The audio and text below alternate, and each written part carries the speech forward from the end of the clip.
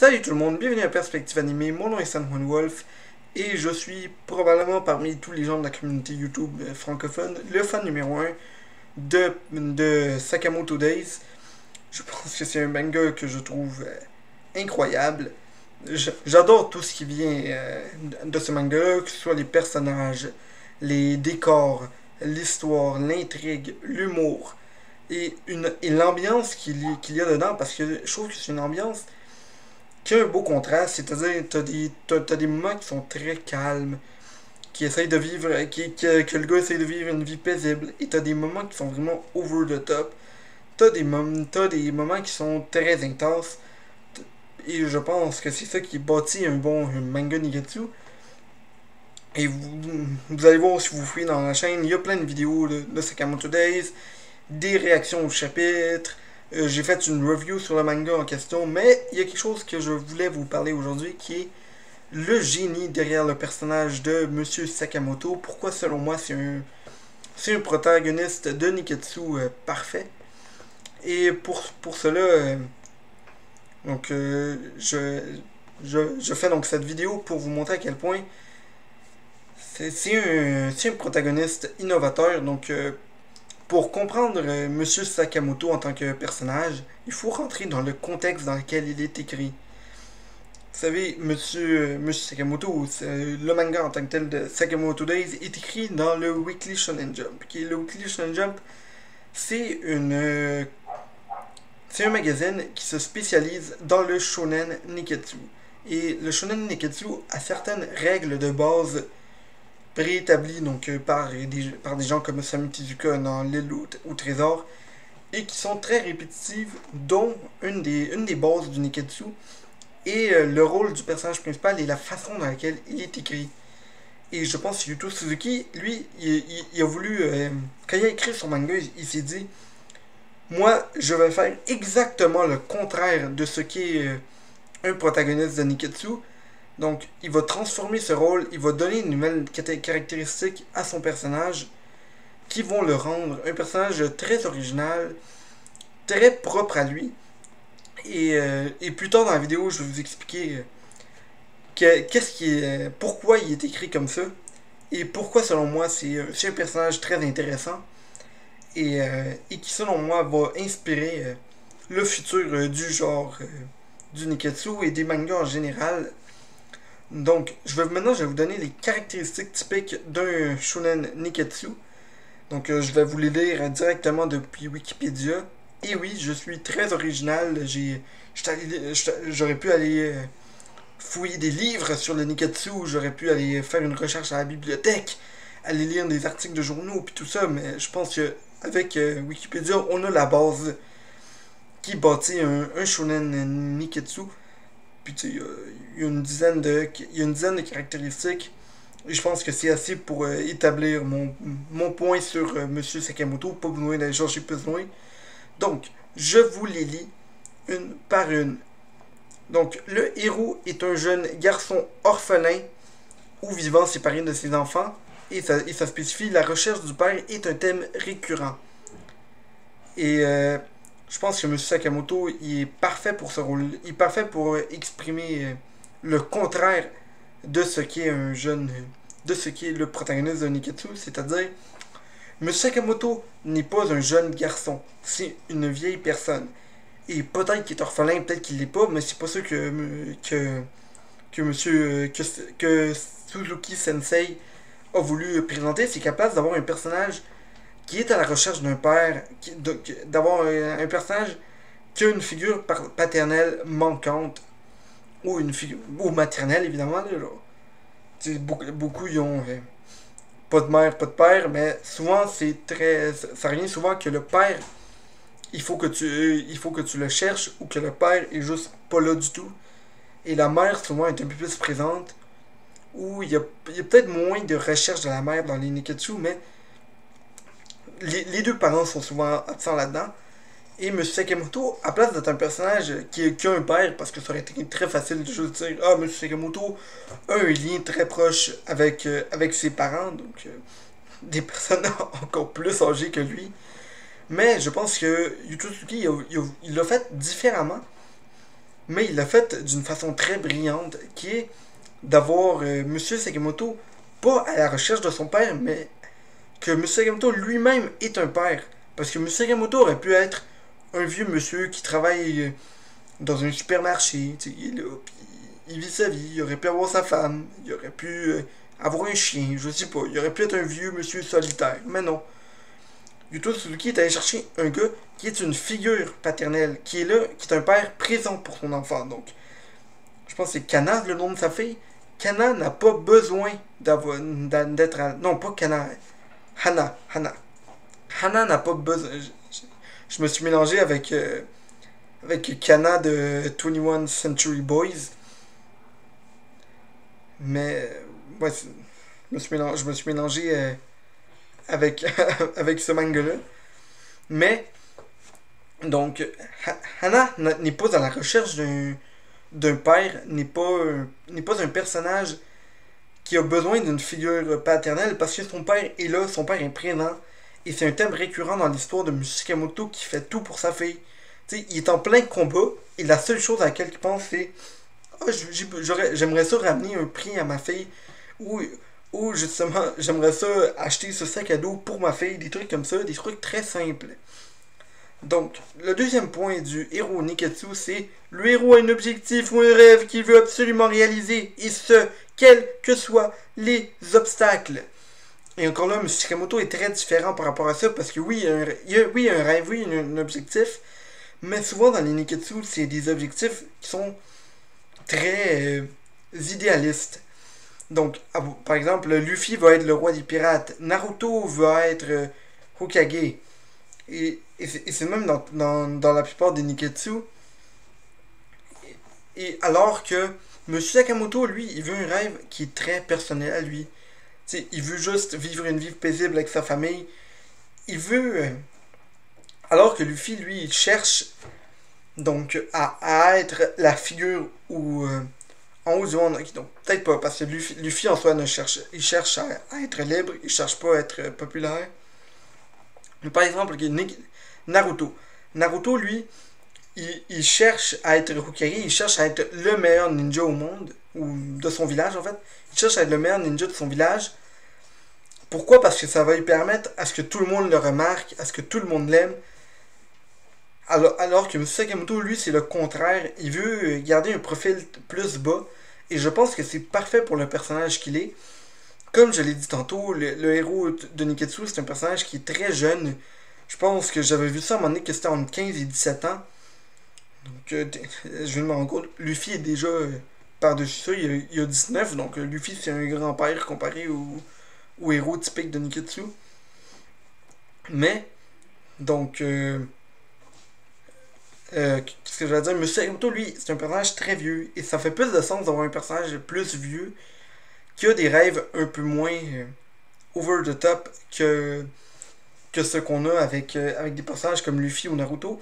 Parce qu'ils sont jeunes. Et souvent, quand t'es jeune, et évidemment, c'est c'est vraiment un stéréotype, mais souvent, quand t'es jeune, tu vas avoir tendance à avoir des grosses ambitions, des gros rêves, à vouloir devenir le meilleur au monde. Okay?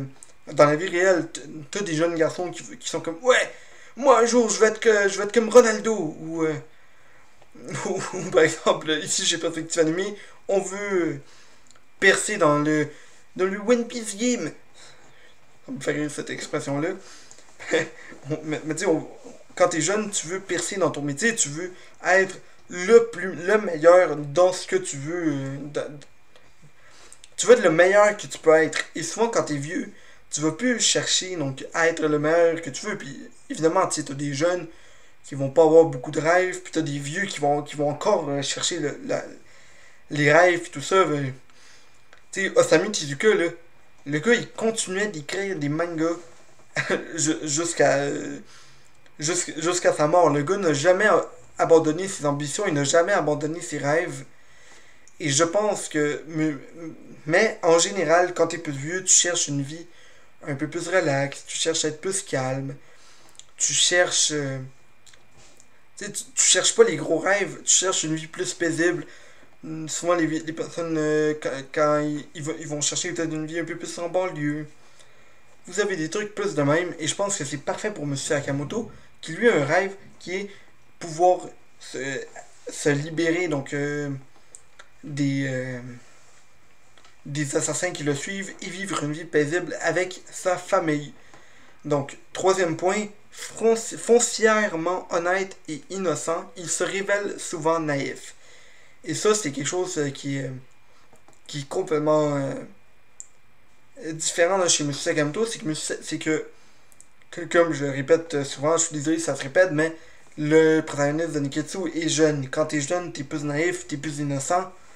Tu vas pas avoir autant d'expérience. M. Sakamoto est vieux. Et donc, il cherche. Il est déjà plus intelligent. Il est un peu. Ici, ça le dit pas. Mais souvent, les personnages de Niketsu vont être très over the top. Ils vont être des crinqués solides. Ok, alors, regardez à quel point Asta de Black Clover, coucou. Hein, tu veux pas l'avoir proche de toi, ce gars-là. Alors que M. Sakamoto, il est plus calme, il est pas très expressif. Et quelque chose que Yuto Suzuki va faire qui est génial selon moi, c'est faire l'exposition de M. Sakamoto à travers les pensées de, oh putain, de Shin. Et je trouve que c'est génial. Souvent, M. Sakamoto va être plus calme. Il va pas autant parler que des personnages de Niketsu. Tu sais, il va pas être comme Luffy qui va juste prendre un micro puis il va faire genre Ici Luffy, le futur roi des pirates! M. Sakamoto, il va s'affirmer. S'il a besoin de te donner un coup, il va te le donner, pas plus que ça. Il calme, il a pas besoin d'être aussi expressif que les autres. Parce que le mangaka compense en rendant les autres personnages autour très expressifs. Ok, un autre point. Il est doté de capacités au pouvoir hors normes, parfois magiques, dont l'étendue se révèle progressivement. Et ici, M. Sakamoto, il va. Oui, il va dévoiler ses attaques peu à peu, mais il est pas non plus dans l'extravagance dans ses coups, puis il est pas non plus dans le développement de ses coups. C'est-à-dire que M. Sakamoto est déjà au top de ses capacités, peut-être même déjà dans le début du déclin, même si je pense qu'il est encore au top, puis il va rester dans le top tout le manga. Je pense que c'est pour un gag manga comme... en fait, c'est un gag manga mélangé avec du Niketsu. C'est un Niketsu humoristique, mettons. Pour un Niketsu humoristique, t'as besoin... tu peux pas avoir un personnage qui commence en déclin, puis juste voir M. Sakamoto qui de moins en moins fort. Je pense que ça marcherait pas. Je pense que M. Sakamoto doit rester au top tout le long de son manga. Mais donc, ses pouvoirs se révèlent pas progressivement. Puis une autre affaire qui revient souvent dans les Niketsu, c'est des personnages qui vont gueuler leurs attaques, qui vont être extrêmement expressifs dans ce qu'ils font. Ils vont faire genre Gomu Gomu no, je vais te frapper dans le visage. Puis t'es comme, ok, genre Luffy, merci de me dire que tu vas me frapper. Tu sais, Gomu Gomu no, coup de tête. Ok, je sais que tu vas m'attaquer avec ta tête. Demande si c'est pas des vraies attaques de Luffy, mais vous comprenez ce que je veux dire.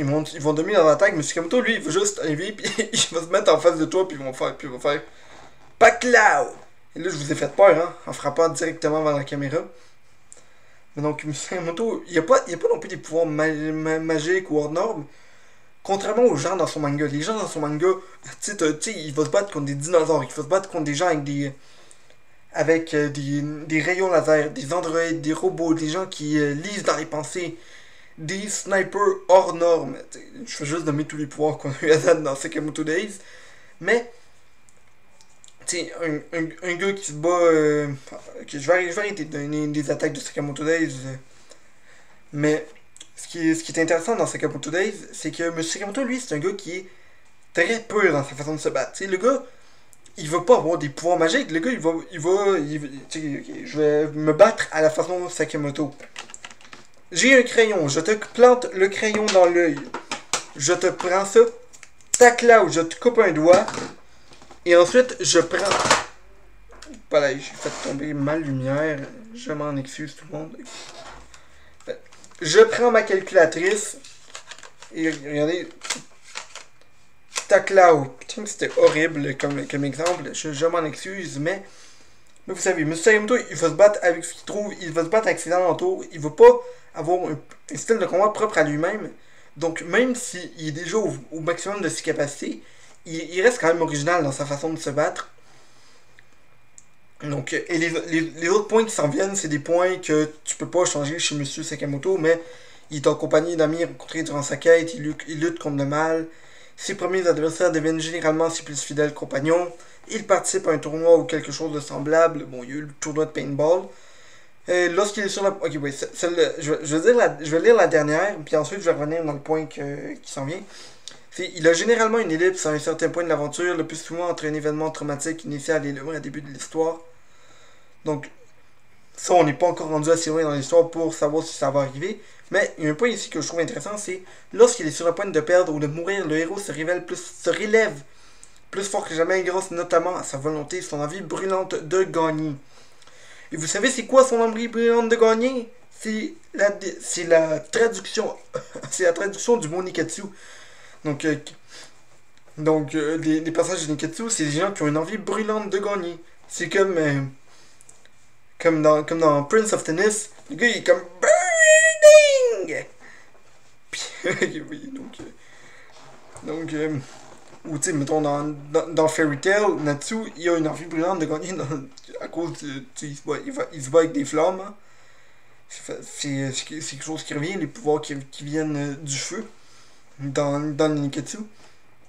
Mais qu'est-ce que je trouve intéressant, c'est que c'est des personnages qui vont être mis dans des situations dangereuses. Ils vont souvent être en désavantage dans leur combat.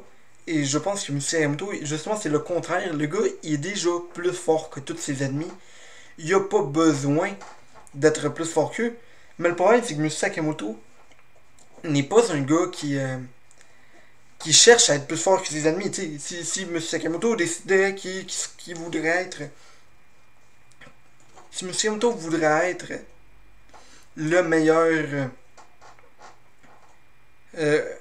le meilleur assassin au monde, il pourrait. Il serait capable de le faire. Ça serait assez facile pour lui. Mais M. Sakamoto, lui, il cherche pas ça. M. Sakamoto, il cherche à vivre une vie paisible. Donc, même s'il est capable de battre tout le monde de sa planète, lui, il veut pas se battre. Il veut vivre tranquillement. Et je pense que c'est parfait pour lui. Donc, même si le gars n'a pas réellement de défi en face de lui en termes de difficulté du combat, pour lui la difficulté, c'est qu'il veut pas l'avoir le combat. Il veut pas avoir à se battre. Il veut rester paisible. Donc, ça, c'était tous les points que je voulais que j'avais à lire aujourd'hui.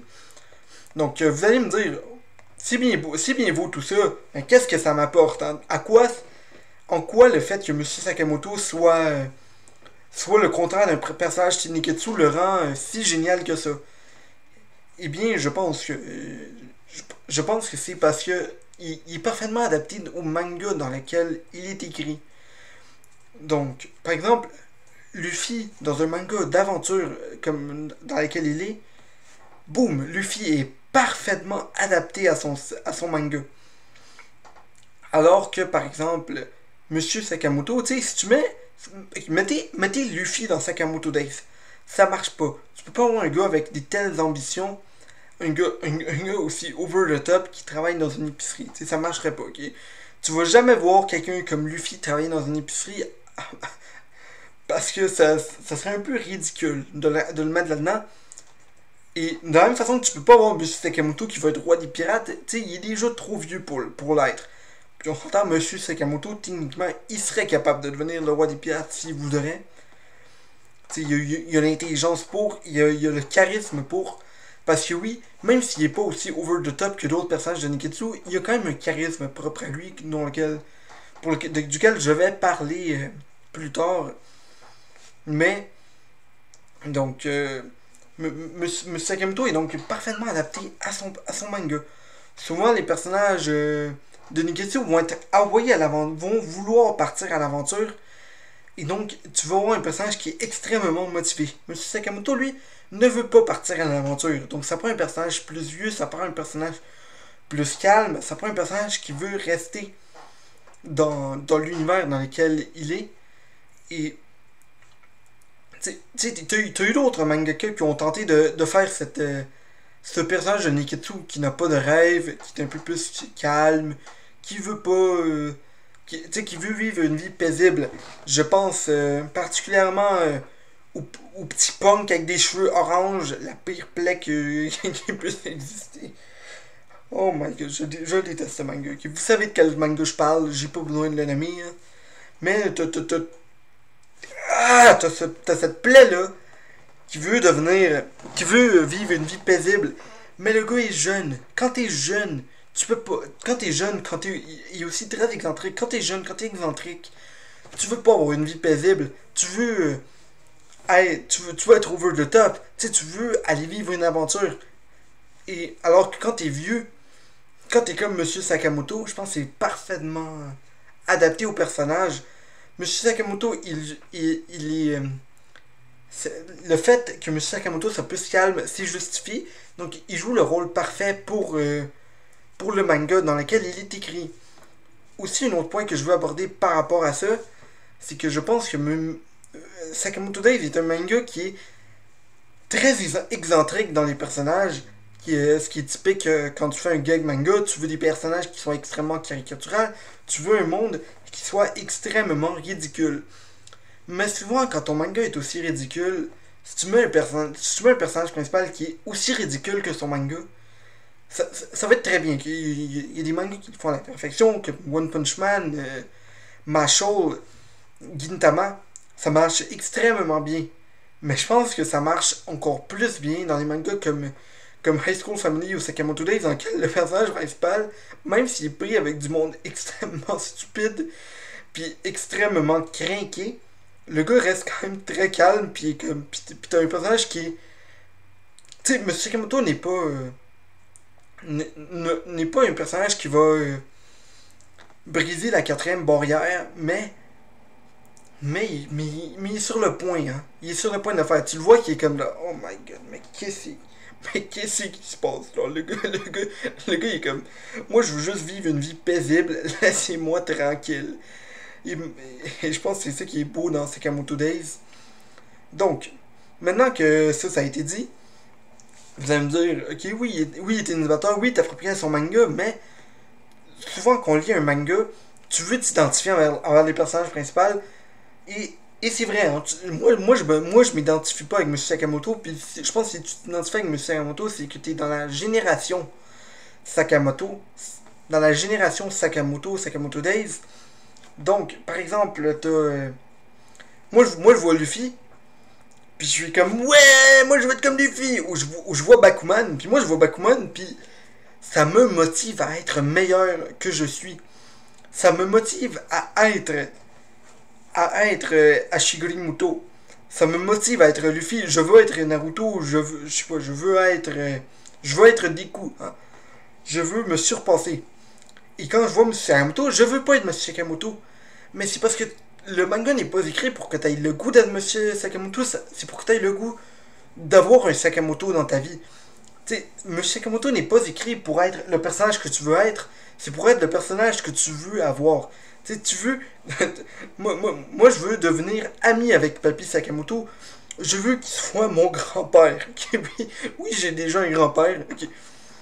Par exemple, du côté de ma mère, j'ai jamais connu mon grand-père de ce côté-là parce que, bon, il a pas été impliqué dans sa vie. Mais, moi, personnellement, bon, ça me dérange pas de pas l'avoir connu. C'est pas quelque chose qui m'affecte, c'est pas quelque chose qui l'affecte elle. Mais... Hey, ma mère, c'est un personnage de Niketsu, elle a jamais connu son père. Oh my god. Maman, si tu regardes la vidéo, je suis désolé d'avoir fait cette joke-là.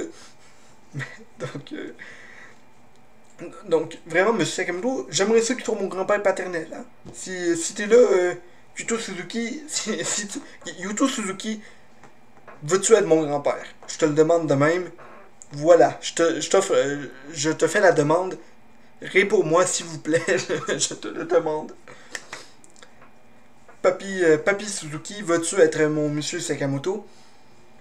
Donc, donc je pense que c'est donc ce personnage-là que tu veux avoir dans un personnage comme Sakamoto Days. Donc, tu vas t'identifier à d'autres personnages dans le manga, mais c'est pas un manga qui est fait pour que tu t'identifies puis pour que tu veuilles être comme le manga. C'est un personnage qui.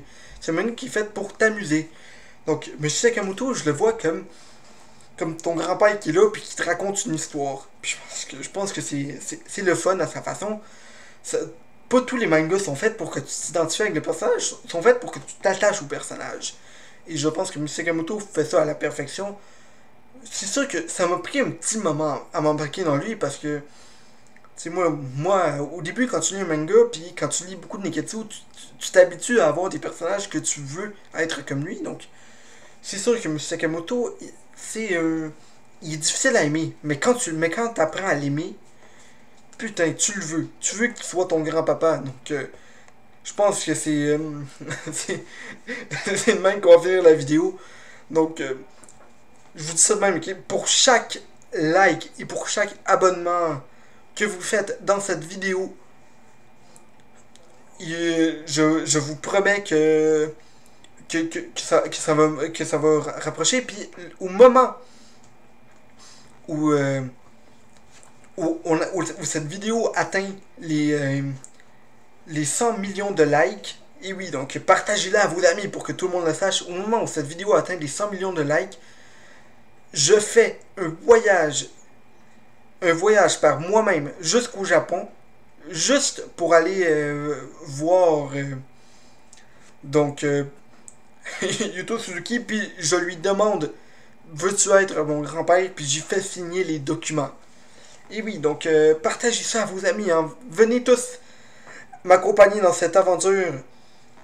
Je veux que Yuto Suzuki soit mon grand-père. Ouais! Bye tout le monde. C'est de même qu'on va finir la vidéo. Bonne nuit. Au revoir. Je vous laisse.